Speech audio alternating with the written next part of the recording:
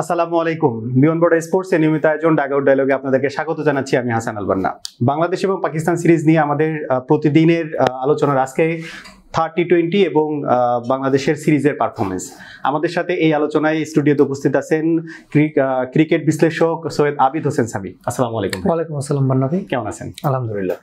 আমরা সামি ভাই বাংলাদেশের সিরিজ জয় দেখলাম, কিন্তু টি20তে একটু বাজে পারফরমেন্সের কথা যদি বলি, ওভারঅল পারফরমেন্স নিয়ে আপনার মতামত? আমার কাছে যেটা মনে হয় যে দুইটা সিরিজ বাংলাদেশ জয়লাভ করেছে, কিন্তু যদি স্যাটিসফ্যাকশনের জায়গাটা আপনি জিজ্ঞেস করেন যে আসলে কি আমরা পুরোপুরি স্যাটিসফাইড কিনা বাংলাদেশের পারফরমেন্সে, বিশেষ করে আমরা যদি ব্যাটিং পারফরমেন্সের কথাটা বলি, আমরা কিন্তু আসলে স্যাটিসফাইড না। Apart from the first T20 পাকিস্তানের সঙ্গে, দুইটা ম্যাচে বাংলাদেশের ব্যাটিং কিন্তু কোলাপস করেছে, বিশেষ করে মিডল অর্ডার ব্যাটিংটা অনেক বেশি মাত্রায় কোলাপস করেছে। হ্যাঁ, সেকেন্ড টি20 ম্যাচে জাকের আলী অনিক এবং শামীম হোসেন পাটোয়ারি তারা কন্টিনিউ করেছিলেন এবং একটা স্টেজ পর্যন্ত নিয়ে গেছেন, যেটা থার্ড টি20তে আসলে ওইভাবে হয় নাই। সো ওই জায়গাটাই আমার কাছে মনে হয় যে একটা অনেক বড় ফাইন টিউনিং এর জায়গা আছে, বিশেষ করে নাম্বার 4 পজিশনের যে জায়গাটা, যেটা আমার কাছে মনে হয় যে মিডল অর্ডারের সবচেয়ে বড় নিউক্লিয়াস। ওই নিউক্লিয়াসের জায়গা থেকে তাওহিদের কাছ থেকে কনসিস্টেন্ট সাপোর্টটা এই মুহূর্তে আসলে পাওয়া যাচ্ছে না। ইভেন ব্যাটিং এর স্টেবিলিটির জায়গাটা যদি আপনি চিন্তা করেন, একটা ছোট্ট শুভঙ্করের ফাঁকি কিন্তু আছে। শুভঙ্করের ফাঁকিটা ওই জায়গাটা আমরা খুব খুশি হচ্ছি যে টেস্ট প্লেইং নেশনের মধ্যে বাংলাদেশ গত এক বছরে সবচেয়ে বেশি ছক্কা মেরেছে, 100টা ছক্কা মেরেছে। কিন্তু এটাও আপনাকে বিবেচনা করতে হবে, 100টা ছক্কা বাংলাদেশ কিন্তু মেরেছে 12 ম্যাচে। তার মানে বাংলাদেশ সবচেয়ে বেশি ম্যাচ খেলেছে এই বছরটাতে। যেহেতু সবচেয়ে বেশি ম্যাচ খেলেছে, এই কারণে সবচেয়ে বেশি ছক্কা মেরেছে। কিন্তু আপনি যদি রেশিওটা চিন্তা করেন যে ম্যাচ প্রতি কতগুলো ছক্কা আসলে বাংলাদেশ মেরেছে, ম্যাচ প্রতি বাংলাদেশ 8টা করে ছক্কা মেরেছে। আপনি যদি একটু চিন্তা করে দেখেন অন্যান্য টিমগুলোর ক্ষেত্রে, ওয়েস্ট ইন্ডিজ ম্যাচ প্রতি 14টা ছক্কা মেরেছে, অস্ট্রেলিয়া ম্যাচ প্রতি এরকম 13টা ছক্কা মেরেছে। এবং আপনি ম্যাচ প্রতি 4 এবং ছক্কার যদি রেশিওটা চিন্তা করেন, বাংলাদেশ, সেটা আমি বলছিলাম যে ম্যাচ প্রতি 8টা ছক্কা মেরেছে, আবার ম্যাচ প্রতি 4 মেরেছে মাত্র 9টা। অন্যান্য টিমগুলো কিন্তু 10টা 12টা 13টা করে 4 মেরেছে।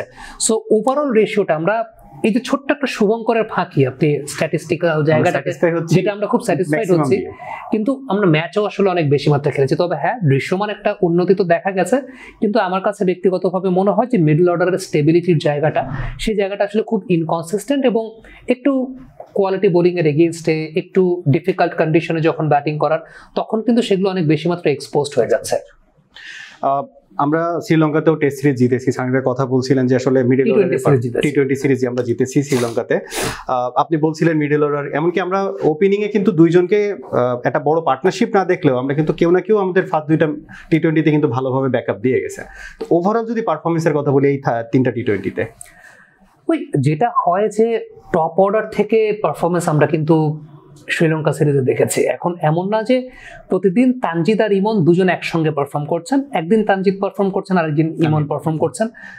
লিটনের কাছ থেকে কিছু সাপোর্টিং রোল আমরা দেখতে পেয়েছি। শ্রীলঙ্কার সঙ্গে একটা ম্যাচে তিনি লিডিং রোলটাই প্লে করেছেন। জাকের তার জায়গাটায় ভালো কন্ট্রিবিউশন করছেন, শামীমও ভালো খেলেছেন। কিন্তু ওই যেটা আমি বললাম যে মিডল অর্ডারের সবচেয়ে বড় নিউক্লিয়াসের জায়গাটা হয় কি নাম্বার 4 পজিশনটা। ওই নাম্বার 4 পজিশনটাই আলটিমেটলি একটা ব্যালেন্স ক্রিয়েট করে। আমাদের এখানে যে বিষয়টা ঘটছে সেটা হচ্ছে, সাপোজ টপ অর্ডার থেকে একটা ভালো পার্টনারশিপের পর যখন একজন ব্যাটসম্যান আউট হচ্ছেন, ইমিডিয়েটলি নাম্বার 4 ব্যাটসম্যান তাকে ফলো করছেন। সো প্রবলেম যেটা হচ্ছে সেটা হচ্ছে ব্রেক থ্রু যখন অপোনেন্ট টিম পাচ্ছে, ধরেন একটা সার্টেন মোমেন্টাম বাংলাদেশ পেয়েছে, সেই মোমেন্টামটা পাওয়ার পর একটা ব্রেক থ্রু আসতেই পারে, কিন্তু ব্রেক থ্রুটা ডাবল ব্রেক থ্রু হয়ে যাচ্ছে। নাম্বার 3 উইকেট পরপর 2টা উইকেট পড়ে যাচ্ছে, এটা একটা কমন সিনারিও। সো যখন পরপর 2টা উইকেট পড়ে যাচ্ছে, তখন কিন্তু মোমেন্টামটা অপোনেন্ট টিম নিয়ে ফেলছে, সেটা আবার পরের যিনি ব্যাটসম্যান নামছেন তার জন্য ডিফিকাল্ট হয়ে যাচ্ছে। এবং তখনই আমরা ওই যে জাকেরের ক্ষেত্রে বলি যে জাকের ইনিশিয়ালি ডট বল দিচ্ছেন। ইনিশিয়ালি জাকের আলী অনেক ডট বলটা এই কারণে দিচ্ছেন, কারণ তিনি যখন নামছেন তিনি কিন্তু সিঙ্গেল ব্রেক থ্রুর পর নামছেন না, তিনি একটা ডাবল ব্রেক থ্রুর পর নামছেন। সো ওই টাইমটায় তিনি তার স্বাভাবিক ক্রিকেটটাও খেলতে পারছেন, একটা সময় নিচ্ছে, ডট দিচ্ছেন। এক্স্যাক্টলি। একটা বিষয় যদি আমি আপনাকে এক্সাম্পল দিই, টেস্ট ম্যাচ ক্রিকেটে বর্তমান সময় কিন্তু একটা ফলস নাম্বার 3 চলছে।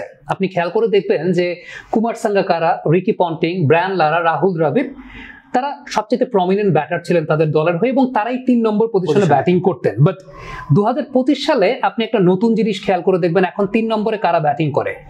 প্রত্যেকটা দলের মেইন ব্যাটার যারা তারা কিন্তু 4-এ ব্যাটিং করে, তারা 3-এ ব্যাটিং করে না। মেইন ব্যাটাররা 4-এ ব্যাটিং করছে। 3 নম্বরে একটা ফলস 3 চল আমরা দেখছি। আপনি খেয়াল করে দেখবেন ক্যামেরুন গ্রিন তিনি 3 নম্বর পজিশনে ব্যাটিং করেন ফর অস্ট্রেলিয়া, যেটা মার্নাস লাবুশেন দীর্ঘদিন ধরে করছিলেন বা স্টিভেন স্মিথরা করতেন, এখন ক্যামেরুন গ্রিন ব্যাটিং করেন। 3 নম্বর পজিশন আপনি খেয়াল করে দেখবেন ইংল্যান্ড টিমেও জো রুট কিন্তু 3-এ ব্যাটিং করেন না, জো রুট 4-এ ব্যাটিং করেন। সাউথ আফ্রিকা টিমে দেখবেন ওয়েন মুলদারকে 3-এ ব্যাটিং করানো হচ্ছে। এটার পিছনে কারণটা হচ্ছে তারা যে কাজটা করে খেয়াল করে দেখবেন যে এখন ওপেনিং পেয়ারটা টেস্ট ম্যাচ ক্রিকেটে 30, 35, 40 বা আগের মতো বড় ওপেনিং পেয়ার হয় না।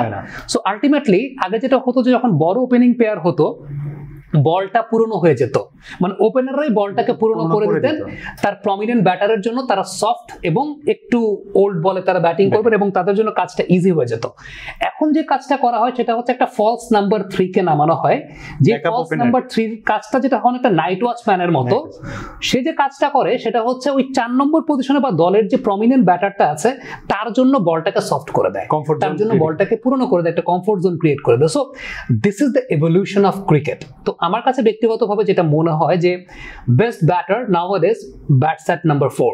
সো আলটিমেট ফ্যাক্টটা ওই জায়গাটাতেই যে আমাদের যে নাম্বার 4 পজিশনটা বাংলাদেশের টি-20 ক্রিকেটে এইটা অনেক বেশি মাত্রায় vulnerable. That's why it has been the nucleus for any kind of batting order.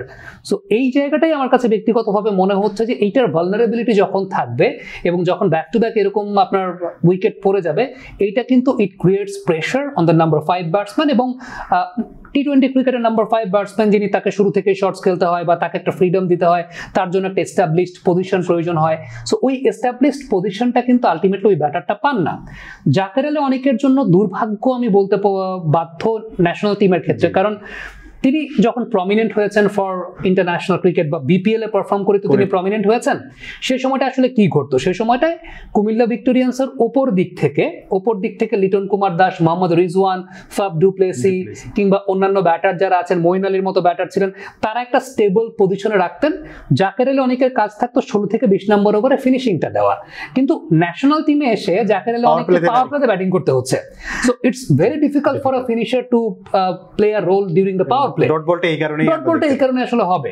তো আমি ওই জায়গাটাই বলি যে নাম্বার 4 ব্যাটারটা যখন ইনিংসটাকে ক্যারি করবে, it will create chance not to expose জাকেরেলে অনেক during 1 to 10 number 1 to 10 overs.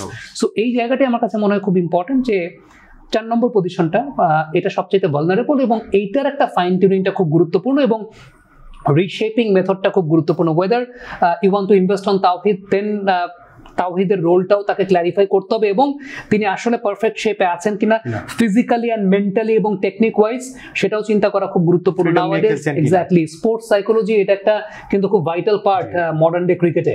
এবং after the incident happened during the Dhaka premier division cricket league for Mohammedan, আমরা তাওহিদ হৃদয়কে সাইকোলজিক্যালি অনেক বেশি মাত্রা ডাউন দেখছি।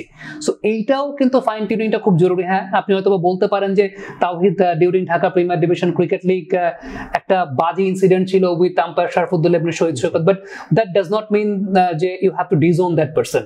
আপনার একটা পরিবারে একটা ঘাটতারা ছোট ভাই থাকতে পারে, কিন্তু সেই ঘাটতারা ছোট ভাইটাকে আপনি কিন্তু পরিবার থেকে আসলে বের করে দেবেন না, উল্টো ওর কাউন্সেলিংটা আপনি করবেন যে ওকে আমার এই ছোট ভাইটা ঘাটতারা আছে, but I have got the best possible output from that guy এবং আই নিড টু কনসাল্ট হিম। আমাকে তাকে কাউন্সেলিং করাটা খুব গুরুত্বপূর্ণ এবং সেই অনুযায়ী এটা কিন্তু আপনারও রেসপন্সিবিলিটির মধ্যে পড়ে। মেন্টরিংটা আমরা যেটাকে মেন্টরিং বলি, রাইট মেন্টরিংটা, then if you are not able to do the mentoring, then why you are there. So প্রবলেমটা বা ফ্যাক্টটা কিন্তু ওই জায়গাটা আপনি হয়তোবা বলতে পারেন যে ওই প্লেয়ারের আচরণটা ভালো না, ওই প্লেয়ারের আচরণটা সামাজিকভাবে কিংবা আপনার কাছে সেটা সমীচীন মনে হচ্ছে না, আমি যদি শুদ্ধ বাংলায় বলি, কিন্তু সেই আচরণটাকে শুধরানোর কাজটা কিন্তু আপনার। সো যেহেতু আপনি ওই জায়গাটা দায়িত্বে আছেন, I am pretty much sure যে আমার কাছে মনে হয় আমাদের শ্রদ্ধেয় নাজমুল আবেদিন ফাহিম স্যার আমাদের প্রত্যেকেরই শিক্ষক, আমরাও তার কাছ থেকে শিখি, একদম ডিরেক্ট স্টুডেন্ট তার। সো আমার কাছে মনে হয় যে স্যার যেহেতু এখন ক্রিকেট অফিসের দায়িত্বে আছেন, ন্যাশনাল টিমের এই দেখভাল তার দায়িত্ব এবং ওই দায়িত্বের বাইরেও হি ইজ আ লাইফ কোচ, তিনি একজন মেন্টর কিন্তু। তো ওই মেন্টরিং এর জায়গাটা তার কাছ থেকে তো আমরা এক্সপেক্ট করবো যে যখন তিনি আছেন ওই জায়গাটাতে, একদিক থেকে তিনি তো ডিরেক্টর বা ম্যানেজারিয়াল পার্টটা পালন করছেন, অন্য দিক থেকে by profession he is a mentor. তো ওই জায়গাটা কিন্তু একের ভেতর দুই তার মধ্যে আছে এবং বাংলাদেশে আপনি যদি চিন্তা করেন যে এই মেন্টরিং এর জায়গাটা বা লাইফ লেসনের জায়গাটা ওনার চাইতে তো বেটার কেউ নাই আসলে। তো ওই এক্সপেকটেশনটা আমরা করবো যে if any player faces any kind of problem during the psychological issues, I think he is there to serve. কারণ আমরা ক্রিকেটে এরকম ব্যাট বয় অনেকেই দেখেছি, তারা কিন্তু পারফর্ম করে লিজেন্ড হয়ে গেছেন। জি সাই ভাই, আপনার কথায় বারবারই বলছিলেন যে বাংলাদেশের যে লাইন আপ স্কোয়াড যেটা খেলছে তাদের ব্যাকআপের কথা আপনি বারবারই তুলে ধরছেন, যে ব্যাকআপটা না থাকার কারণে কিন্তু বাংলাদেশ সাফার করছে অনেক জায়গাতে। তো আপনার কি মনে হয়, যেমন আমরা টি-20তে অনেকদিন পর সাইফুদ্দিনের ইনক্লুশন, নাইম শেখের ইনক্লুশন, এবং যদি বলেন যে আপনার এছাড়াও হচ্ছে মেহেদী হাসান মিরাজকেও আমরা দেখেছি যে থার্ড টি-20তে খেলার জন্য। তো আপনার কি মনে হয় যে আমরা যে স্কোয়াড নিয়ে লাস্ট দুইটা সিরিজ খেলেছি, এই এশিয়া কাপেও কি আমরা সেম সিরিজ কিংবা সেম নিয়ে খেলতে পারি? কিংবা আমাদের যদি ব্যাকআপের কথা বলেন, ওটাকে আমরা অনেক বেশি এই জায়গাটা খুব ইম্পর্টেন্ট একটা ব্যাপার হচ্ছে, আমরা এটাকে পিরামিড মডেল বলি। কোচিং এর পরিভাষায় আমরা সেটাকে একটা পিরামিড মডেল বলি। সাপোজ আপনার উপরের দিকে ন্যাশনাল টিম আছে, তার নিচে দুইটা পার্ট, একটা হচ্ছে আপনার হাই পারফরমেন্স ইউনিট, একটা হচ্ছে এ টিম, তার নিচে আবার 3-4টা পার্ট, যেটাকে আমরা এনসিএল বলছি, ঢাকা লিগ বলছি, প্রিমিয়ার লিগ বলছি বা যাই বলছি, বা তার নিচে হচ্ছে age level cricket under 18, 16, 14। So যেটা বাইরের বিভিন্ন দেশে যে বিষয়টা চলে, বা ইন্ডিয়াতে আমরা যদি একদম পার্সোনালি এক্সাম্পলটা আপনাকে দেই, সেই জায়গাটাতে ন্যাশনাল টিমের ডিমান্ডটা কি সেটা ন্যাশনাল টিমের কোচ জানিয়ে দেন হাই পারফরমেন্স এবং এ টিমকে। হাই পারফরমেন্স এবং এ টিম ন্যাশনাল টিমের ডিমান্ড অনুযায়ী ওই মডিউলের প্লেয়ার তৈরি করে। তারা আবার তার নিচে এজ লেভেলে জানিয়ে দেন যে আমার হাই পারফরমেন্স বা এ টিমের ডিমান্ডটা হচ্ছে এইরকম, তোমরা আমাকে এরকম প্লেয়ার দিবা। এটার কারণটা হচ্ছে এটা একটা ব্যালেন্স ক্রিয়েট করে।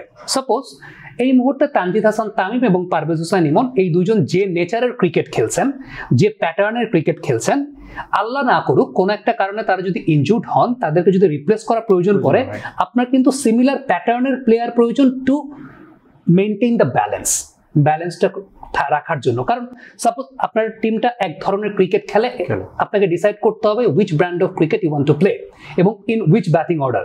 আপনি সাপোজ ওপেনিং পজিশনটাতে আপনি এই ব্র্যান্ডের ক্রিকেটটা খেলতে চান, যেটা আপনি ঠিক করেছেন। So ultimately you need a certain amount of backups for that, যেটা হচ্ছে করোনার কারণে তারা যদি সার্ভিস দিতে না পারেন বা কোনো কারণে যদি তাদের ইনজুরি বা অন্য কোনো ইস্যু ঘটে, তাদেরকে ওই ব্যাকআপ দেয়াটা। সো এটা কিন্তু যেহেতু সালাউদ্দিন স্যার ওই জায়গাটায় আছেন একজন লোকাল কোচ, তার সঙ্গে নিচের দিকের কোচদের কমিউনিকেশনটা অনেক বেটার, এবং আমার কাছে মনে হয় যে কাজগুলো বন্টনটা আসলে ওইভাবে করা উচিত।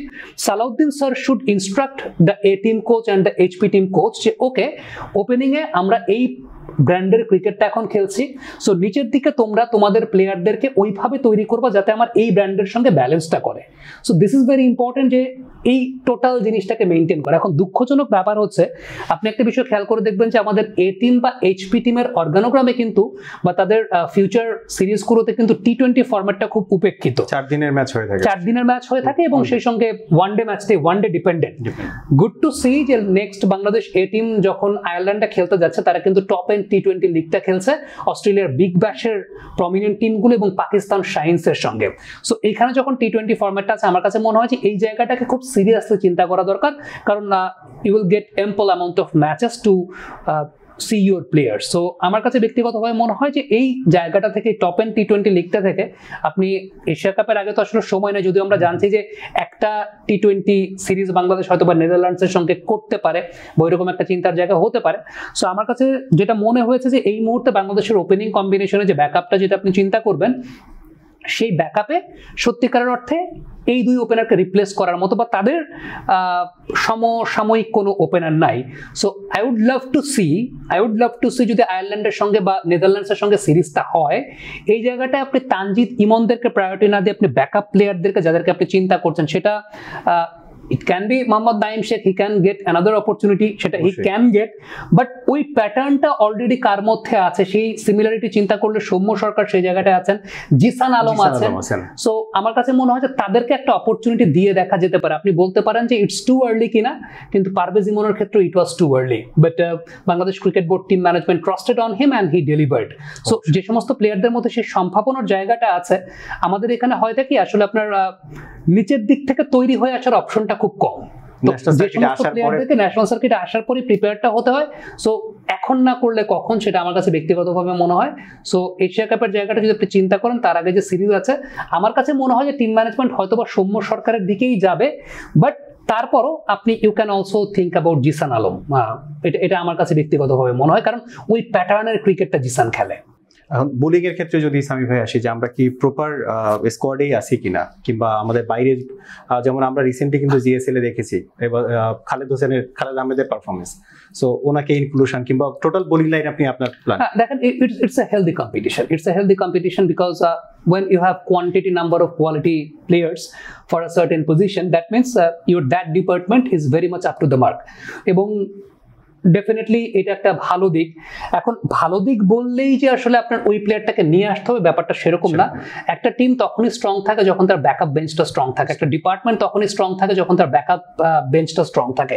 So it's good to see that you have quantity number of quality performers as far as the bowling is concern, বিশেষ করে পেস বোলিং ইউনিটের জায়গাটাতে Taskin he has been the prominent one, Shoriful he is also doing well, Mustafiz best of the best, no doubt about that, এবং world ক্রিকেটের মধ্যে best বোলারদের মধ্যে মোস্তাফিজুর রহমান একজন। তানজিম হাসান সাকিব হি is also doing well, Saifuddin তার ব্যাটিং ক্যাপাবিলিটিটাও আমরা দেখলাম। সো অলরাউন্ডিং অপশনটার জায়গাটাতে সাইফুদ্দিন এবং তানজিম সাকিব আছেন, যদিও তানজিম সাকিবের বোলিংটা স্লাইড বেটার। আরো একটা ব্যাপার আছে, তানজিম সাকিবকে আপনি কোথায় কিভাবে ইউজ করবেন, নতুন বলে তার এফেক্টিভিটিটা অনেক বেশি, যদিও নতুন বলের বোলিং একটা কম্পিটিশন কিন্তু বাংলাদেশের আছে। শরীফুল, শেখ মেহেদি তারা দুজন নতুন বলে বোলিং করে থাকেন, শেখ মেহেদি একটা বেশ ভালো, আমার কাছে মনে হয় যে সবকিছু মিলিয়ে ইটস এ হেলদি কম্পিটিশন। এবং দেখেন এই হেলদি কম্পিটিশনের জন্য আপনি কিন্তু শেখ মেহেদি এবং নাসুম এবং রিশাদ এদের মধ্যে আসলে দুইজনকে বেস্ট 11-এ খেলার লাক্সারি আপনি পেতে পারেন, কিন্তু তিনজনই কেপেবল। ইভেন নাসুমের মতো প্লেয়ার যিনি লাস্ট ম্যাচে 2টা উইকেট পেয়েছেন এবং সবচেয়ে ভালো বোলিং করেছেন, ব্যাটিংও ভালো করেছেন, তারপরও তাকে কিন্তু আপনি বেস্ট 11-এ সবসময় সুযোগ দিতে পারবেন না। এখন এইটা কিন্তু আলটিমেটলি আমার কাছে মনে হয় যে ইটস আ গুড থিং যে আপনার টিমের বেস্ট পারফর্মারটাকেও বিকজ অফ দ্য কম্বিনেশন আপনাকে কখনো কখনো টিমের বাইরে রাখতে হচ্ছে। So it's a healthy competition, but as far as batting is concern I think যেটা আমার কাছে মনে হয় যে আরো কিছু ব্যাকআপ প্লেয়ার আছেন, সেটা নুরুল হাসান সোহান, দেন Mahidul Islam Ankon, they also deserves the opportunity. যদিও গ্লোবাল জিএসএল এর কারণে তাদের আসলে ওইভাবে সুযোগ হয়নি, সেটা যদি অফ দ্য রেকর্ড বলি, অন দ্য রেকর্ড বলি, যাই বলি না কেন, এটা আমরা সবাই বুঝতে পারছি, সবাই আমরা জানি যে যেহেতু গ্লোবালের এই টুর্নামেন্টটা ছিল এই কারণেই হয়তো এবার ন্যাশনাল টিমে তাদেরকে এই টি-20 ফরম্যাটে নেওয়া হয় নাই, যদিও বাংলাদেশ ক্রিকেট বোর্ড থেকে এটা নিয়ে কোনো ক্ল্যারিফিকেশন দেওয়া হয়নি, বাট আপনি ধরে নিতে পারেন যে এটাই আসলে কারণের জায়গাটা, সেটা আমি আপনারা বলেই দিলাম।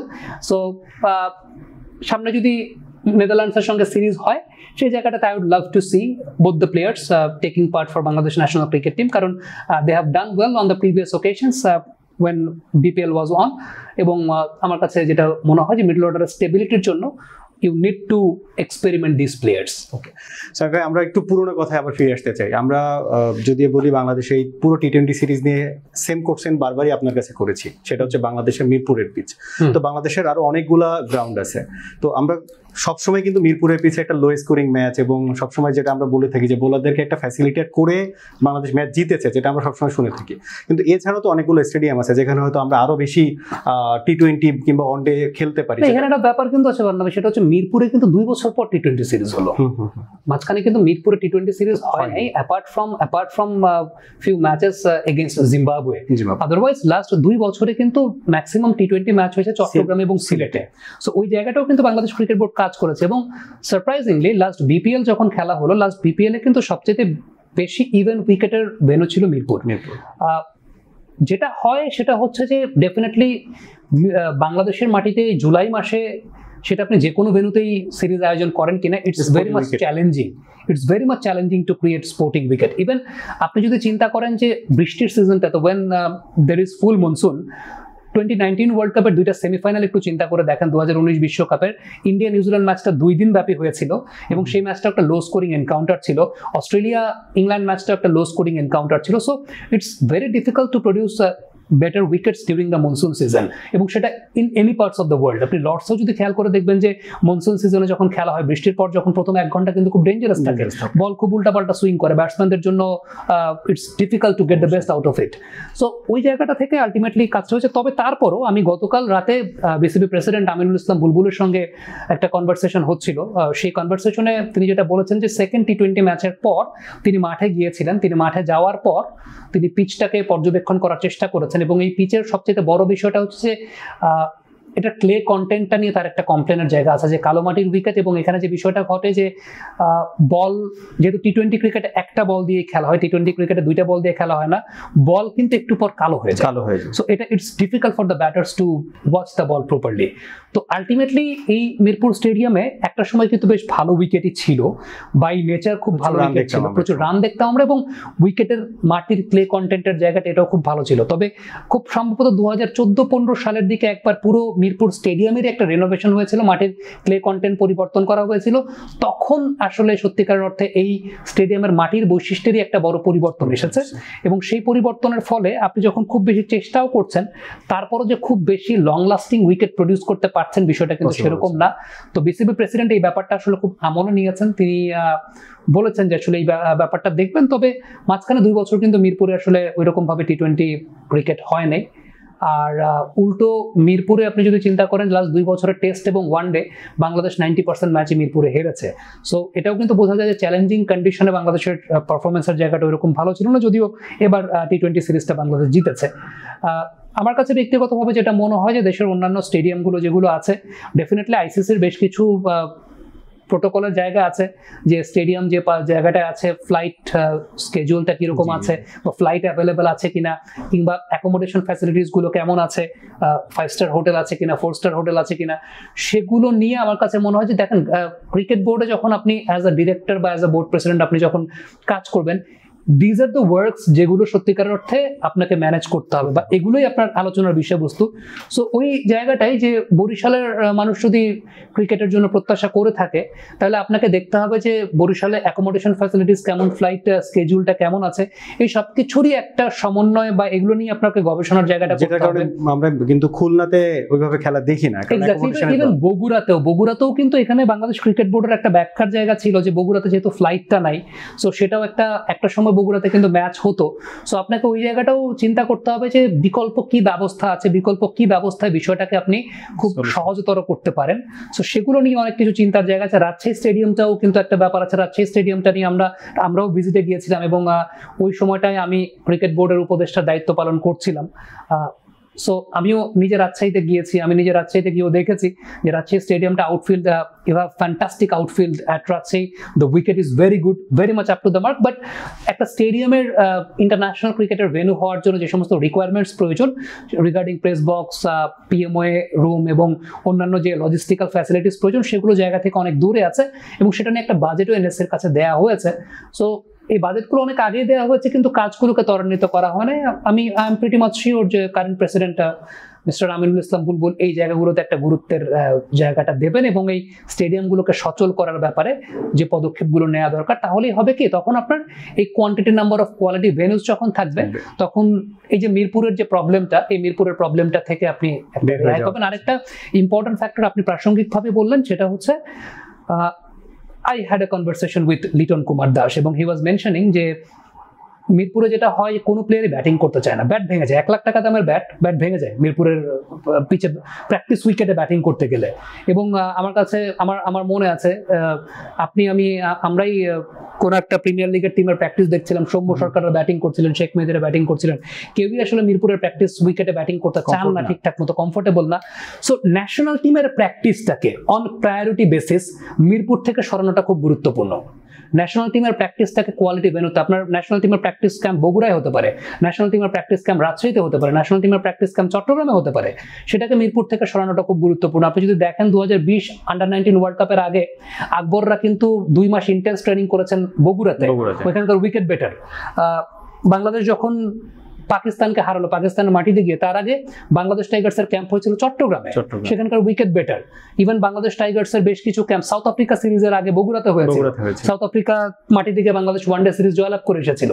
সো আমার কাছে এটাই মনে হয় যে ন্যাশনাল টিমের ক্যাম্পটা, ন্যাশনাল টিমের প্র্যাকটিসটাকে মিরপুর থেকে বের করাটা খুব গুরুত্বপূর্ণ। এক্ষেত্রে আমার একটা প্রস্তাবনার জায়গাও ছিল একটা সময় যে রাজশাহীতে ন্যাশনাল ব্যাটিং সেন্টার তৈরি করা, বগুড়াতে ন্যাশনাল স্পিন সেন্টার তৈরি করা, চট্টগ্রামে ন্যাশনাল পেস বোলিং সেন্টার তৈরি করা। তাহলে হবে কি, আপনার যখন এই জিনিসগুলো ডিস্ট্রিবিউট হয়ে যাবে, ভাগ হয়ে যাবে, তখন এই কাজগুলো অনেক বেশি মাত্রা ইজিয়ার হবে। ধরেন লিটন কুমার দাস আজকে এসেছেন, তার হয়তো বা ফর্ম খারাপ, কোনো একটা প্রবলেম আছে, he needs to reshape his technique, he will straight fly to Rajshahi and he will have intense training at Rajshahi. সেখানে প্রপার ওই ফ্যাসিলিটিস থাকবে। কোন একজন স্পিন বোলারের জন্য স্কিল ট্রেনিং প্রয়োজন হয়, he will go to Bogura. কোন একজন পেস বোলারের স্কিল ট্রেনিং প্রয়োজন হলে he will go to Chattogram. National team যদি স্কিল ট্রেনিং করতে চায়, এনিওয়ার, বগুড়া আছে, রাজশাহী আছে, যে কোনো জায়গা আছে, হোটেল ফ্যাসিলিটিসও ভালো আছে। সো মিরপুর থেকে বের করাটা ইটস ভেরি ইম্পর্টেন্ট, যেটা একদম ডেভেলপমেন্ট প্রসিডিউরের জায়গা থেকে চিন্তা আস্তে ধীরে আমরা হয়তো ওটা এক্সিকিউট করলে সুফল পেতে শুরু করব। Let's hope for the best. আমরা একবারে শেষ পর্যায়ে ছোট্ট করে সামিমের কাছে জানতে চাই, আমাদের হাতে অলমোস্ট 1 মাসের কাছাকাছি একটা সময় আছে এশিয়া কাপ নিয়ে। তো সেক্ষেত্রে আপনার ওপিনিয়ন কি যে বাংলাদেশ টিমকে এশিয়া কাপে ভালো করার জন্য কি কি করা উচিত এই 1 মাসে? গ্রুপটা তো আমার কাছে মনে হচ্ছে অপেক্ষাকৃত সহজ বাংলাদেশের জন্য। সেটা এই গ্রুপে শ্রীলঙ্কা থাকবে, এই গ্রুপে আফগানিস্তান থাকবে। আফগানিস্তান ডেফিনেটলি সহজ প্রতিপক্ষ না as far as T20 cricket is concern, but শ্রীলঙ্কার এই টিমটার সাথে আপনি খুব রিসেন্টলি খেলে গেছেন, আপনি প্রতিপক্ষটা জানেন, সবকিছু মিলিয়ে। সো আমার কাছে মনে হয় কয়েকটা জায়গা তো ইমপ্রুভমেন্টের জায়গা আছে। তার আগে যে ব্যাকআপ বেঞ্চটা রেডি করাটা খুব গুরুত্বপূর্ণ। ব্যাকআপটা কতটুকু আপনাকে সাপোর্ট দিতে পারছে, মিডল অর্ডারের কতটুকু কি অবস্থা। আর ইট ডিপেন্ডস যে ওই এশিয়া কাপের আগ দিয়ে কোন প্লেয়ার কি শেপে আছেন। আমার কাছে মনে হয় যে আমরা যখন এশিয়া কাপের আগে দিয়ে টিম অ্যানালাইসিস গুলো করার চেষ্টা করব, তখন আরো বেশি ক্লিয়ার পিকচারটা আমাদের সামনে থাকবে এবং তখন হয়তো আমরা সেই কথাগুলো আরো ভালো মতো বলতে পারবো। এখন একটা সিরিজ জয়, কিন্তু আমার কাছে মনে হয় যে তার মাঝখানেও বিফোর এশিয়া কাপ একটা সিরিজ তো খুব ইম্পর্টেন্ট, যে ব্যাকআপ বেঞ্চের প্লেয়ারগুলোকে দেখার জন্য। তো ওই পারফরমেন্সটা দেখলে আমরা আসলে বলতে পারবো যে ইন্টারন্যাশনাল ক্রিকেটে সার্ভিস দেওয়ার জন্য আসলে কোন কোন প্লেয়ার রেডি আছেন। ওকে, সেটার জন্য মনে হয় নেদারল্যান্ডসকে ইনভাইট করা হচ্ছে, এটাই আমি শুনতে পেয়েছি কালকে বিসিবি প্রেসিডেন্টের কাছ থেকে।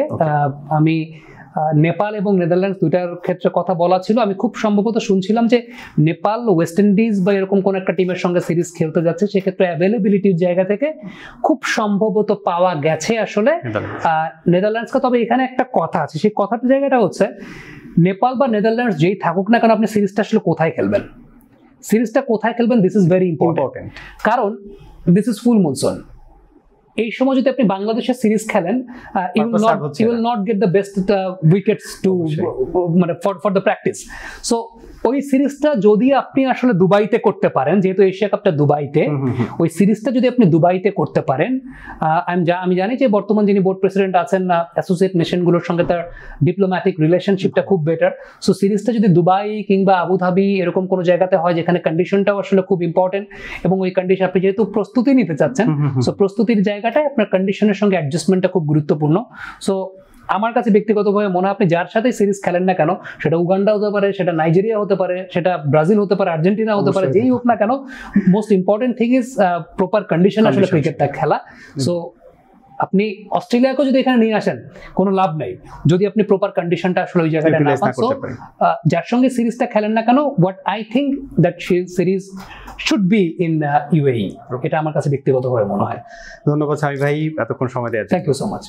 আমরা আজকে এ পর্যন্ত শেষ করছি ডাগ আউট ডায়লগের। এরপরে আবার আমরা ফিরে আসছি এশিয়া কাপ এবং আদার্স অ্যাক্টিভিটিস নিয়ে, বিশ্লেষণ থাকবে আমাদের সঙ্গে। আপনাদের মতামত জানিয়ে আমাদেরকে কমেন্ট করবেন আমাদের ইউটিউব চ্যানেল এবং ফেসবুকে। ভালো থাকবেন, সুস্থ থাকবেন, আসসালামু আলাইকুম।